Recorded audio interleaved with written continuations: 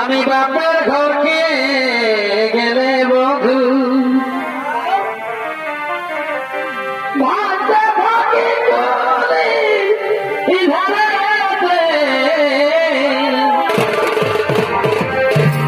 কেন কেন আমি বাপের ঘরকে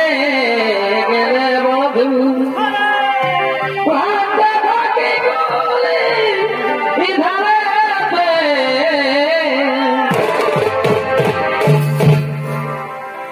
আর দেখা পালে দিশা জুড়াই পাই যদি দেখিতে এবার আর দেখা হবে নাই